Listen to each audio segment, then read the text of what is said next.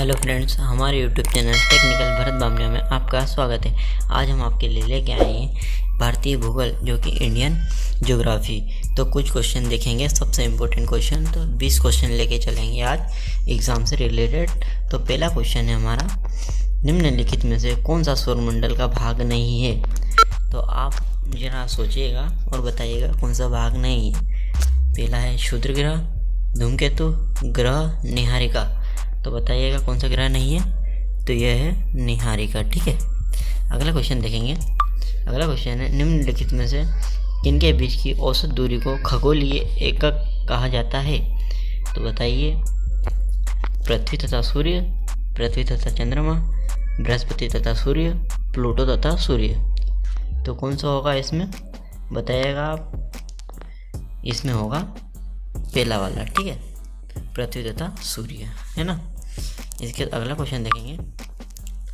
अगला क्वेश्चन है, सूर्य की सतह पर हाइड्रोजन के अलावा दूसरा कौन सा तत्व बहुतायत से पाया जाता है? हीलियम, नियोन, ऑर्गन या ऑक्सीजन? तो इसमें कौन सा पाया जाता है? सोचिएगा ज़रा। तो इसमें पाया जाता है, कौन सा पाया जाता है? हेलो, बताइए। इसमें हीलियम पाया जाता है। ठीक है, इसके बाद अगला क्वेश्चन देखेंगे। अगला क्वेश्चन है, सौरमंडल का कौन सा ग्रह लगभग पृथ्वी जितना बड़ा है? बताइए कौन सा ग्रह पृथ्वी जितना बड़ा है सौरमंडल का ग्रह? तो वह कौन सा ग्रह है? वीनस। ठीक है, कौन सा ग्रह है? वीनस। ठीक है, अगला क्वेश्चन देखेंगे। निम्नलिखित से कौन सा ग्रह सूर्य का चक्कर सबसे कम समय में लगाता है? तो कौन सा ग्रह है जो मतलब सूर्य का चक्कर कम समय में लगाता है? तो वह ग्रह होगा बुध। ठीक है, अगला क्वेश्चन देखेंगे। अगला क्वेश्चन है, निम्नलिखित में से किसे ब्लू प्लेनेट कहा जाता है? तो ब्लू प्लेनेट किसे कहा जाता है? सोचिएगा थोड़ा और आंसर दीजिएगा। ब्लू प्लेनेट पृथ्वी को कहा जाता है। ठीक है दोस्तों, पृथ्वी को ब्लू प्लेनेट कहा जाता है। इसके बाद अगला क्वेश्चन देखेंगे।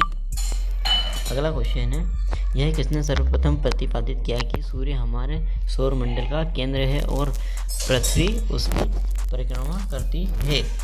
तो बताइएगा। पहला है न्यूटन, गैलीलियो, पाणिनी, कोपरनिकस। तो इसमें कौन सा आएगा? तो इसमें आएगा डी वाला। ठीक है दोस्तों, कोपरनिकस। अगला देखेंगे। अगला है, पृथ्वी तथा सूर्य के मध्य सर्वाधिक दूरी किसके दौरान होती है? जो पृथ्वी है तथा सूर्य है उसके मध्य यानी कि उनके बीच दूरी किसके दौरान होती है? उत्तर अयनांत के कारण होती है, या दक्षिण अयनांत के कारण होती है, या अपसौर के कारण होती है, या उपसौर के कारण होती है? तो आप बताएगा 8वां का क्वेश्चन किसके कारण होती है? तो बताइए, इसकी होती है अपसौर के कारण। ठीक है दोस्तों, किसके कारण होती है? अपसौर के कारण। अगला देखेंगे, किसमें पृथ्वी के अलावा अन्य जीवन की संभावना है क्योंकि वहाँ का पर्यावरण जीवन के लिए बहुतायत अनुकूल है? तो बताइएगा आप। 9वां क्वेश्चन का आंसर बताइएगा। 9वां क्वेश्चन का आंसर होगा बी यानी मंगल। ठीक है दोस्तों, अगला क्वेश्चन देखेंगे। 10वां, सूर्य के गिर्द परिक्रमा में निम्नलिखित से कौन सा ग्रह अधिकतम समय लेता है? यानी जो सूर्य है उसके गिर्द परिक्रमा करने में कौन सा ग्रह अधिकतम समय लेता है? तो वह कौन सा ग्रह लेता है? बताइएगा। वह लेता है बृहस्पति। ठीक है दोस्तों, अगला क्वेश्चन देखेंगे। अगला क्वेश्चन है, कौन सा ग्रह हरे प्रकाश को उत्सर्जित करता है? बृहस्पति करता है, या शुक्र करता है, या फिर यूरेनस करता है, या शनि करता है? तो बताइएगा कौन सा करता है? तो यहाँ पर क्या आएगा? यहाँ पर आएगा डी, वो है शनि करता है।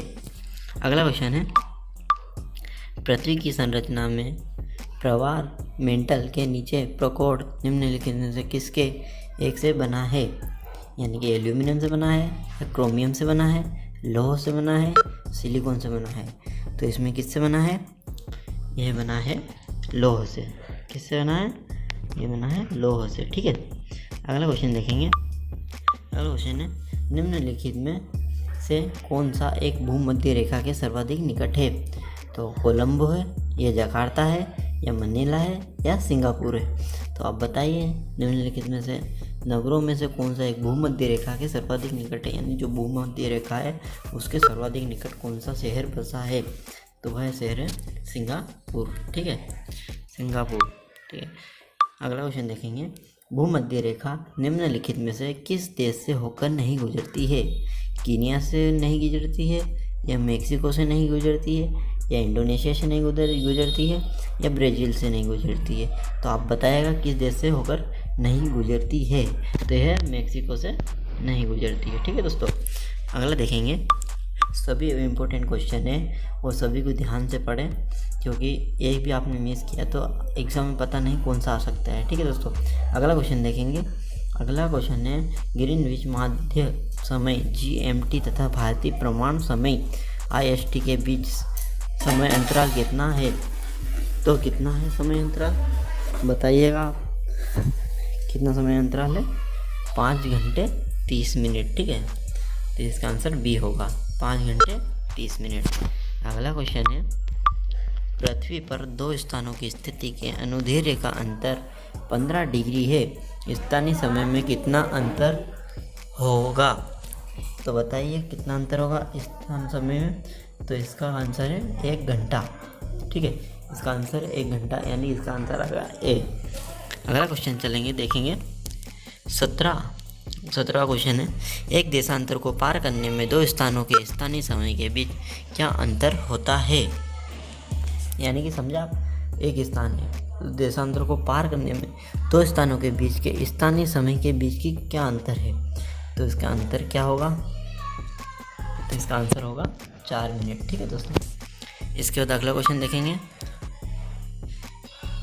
अगला क्वेश्चन है अपक्षय की निम्नलिखित में से कौन सी एक प्रक्रिया यांत्रिक और रासायनिक दोनों अपक्षय की है? तो बताइए, क्रिस्टल है, या कार्बोनेटीकरण है, या जलयोजन है, या अपक्षयन है? तो इसमें कौन सा आंसर आएगा? इसका आंसर होगा सी, जल योजन। ठीक है दोस्तों, इसका आंसर आएगा जल योजन। निम्नलिखित में से कौन सी अनुमेय प्राकृतिक आपदा है? अनुमेय प्राकृतिक आपदा है, तो कौन सी आपदा है? भूकंप है, या चक्रवात है, या बवंडर है, या प्रभंजन है? तो इसका आंसर होगा भूकंप। भूकंप एक अनुमेय प्राकृतिक आपदा है। इसके बाद अगला क्वेश्चन देखेंगे। विश्वा, जो कि ज्वालामुखी के कप आकार के मुख को क्या कहते हैं? ज्वालामुखी के कप आकार के मुख को क्या कहते हैं? ये हमारा आखिरी क्वेश्चन है आज का, क्योंकि हम इससे रिलेटेड और अगला पार्ट बनाएंगे। आप कमेंट बॉक्स में लिखना कि आपको कैसा लगा। ठीक है दोस्तों, तो इसका आंसर होगा डी, यानी कि क्रेटर। ऐसे क्वेश्चन को, ऐसे वीडियो को देखने के लिए हमारा चैनल टेक्निकल भरत भावना को लाइक करें, शेयर करें, कमेंट्स करें। धन्यवाद।